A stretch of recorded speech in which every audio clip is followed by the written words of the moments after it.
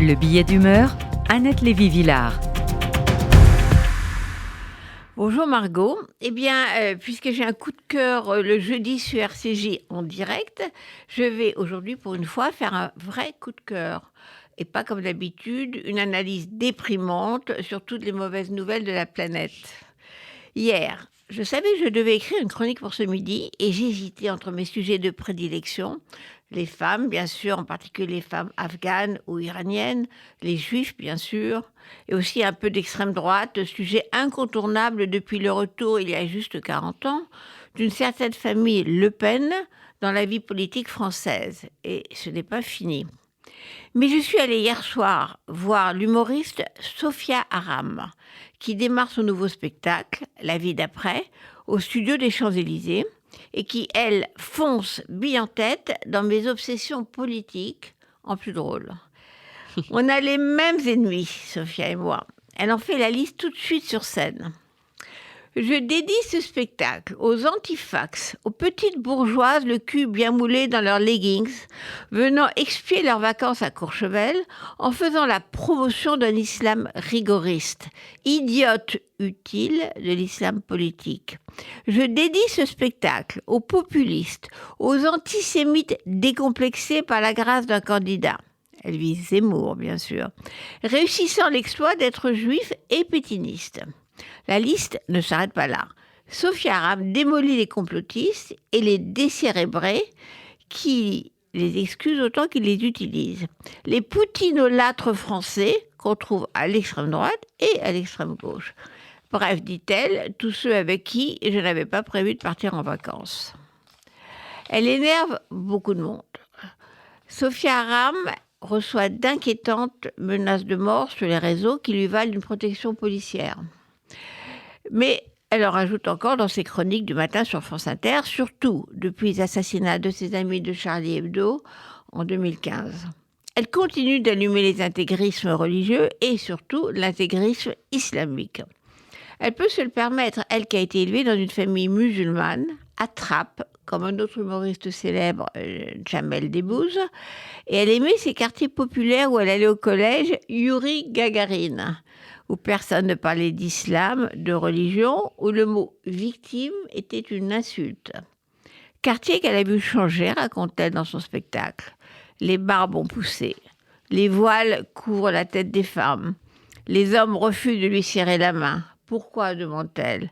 Par peur de bander? C'est une citation. La gauche la dénonce maintenant comme islamophobe. Cette gauche a commencé à prendre les musulmans pour des bébés phoques, dit-elle, espèce à protéger.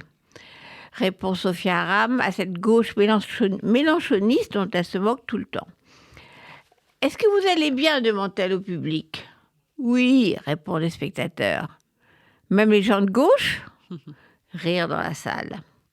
Elle allume les manies de gauche, le wokisme et les travers ridicules. Je suis hyper contente, lance-t-elle. Il y a plein de racisés dans la salle. Et on va les mettre devant. Elle joue une bobo bourgeoise de gauche qui vous dit qu'il faut examiner le côlon qui est en vous. Et que le couple hétéro-genré blanc, c'est du fascisme. Les nouvelles féministes n'échappent pas à la dérision. L'humoriste fait régulièrement le signe du vagin avec sa main et la salle se tord de rire.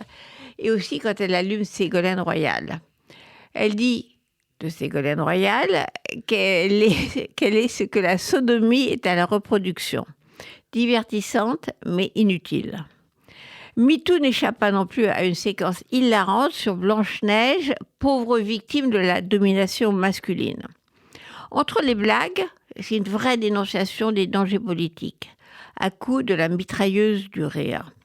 Le danger du populisme, ou comment la colère des gens est récupérée par les partis extrémistes de gauche et de droite. L'extrême gauche et l'extrême droite font du copier-coller, on ne sait pas qui copie l'autre.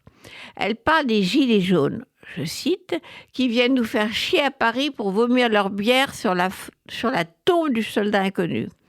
Fin de citation. Autre danger, le complotisme. C'est Galen encore qui nous a expliqué face caméra que peut-être la maternité de Mariupol en Ukraine n'avait pas été attaquée par les Russes. Comme les antivax qui, dit Sophia Aram, s'ils avaient été sur le Titanic, auraient fait des manifs anti-bouées. Sophia Aram est attaquée publiquement par les Morandini, Pascal Praud et autres Cyril Hanouna, qui accusent la môme de Trappes de mépris social. Et plus grave, elle est dans le viseur des allumés islamistes. J'avais tout pour être une humoriste de gauche, dit-elle, et maintenant on m'accuse d'être une humoriste de droite. En tout cas, c'est une humoriste. Sa dernière blague de la semaine: l'histoire retiendra qu'un jour, un être humain a organisé des manifestations contre les punaises de lit, dit-elle après l'appel à manifester de Mathilde Panot, présidente des députés de la France Insoumise. Le spectacle reste optimiste. Elle continuera de se battre contre les timbrés. On a besoin de politique, dit Sophia Aram. Oui, et on a aussi besoin d'en rire.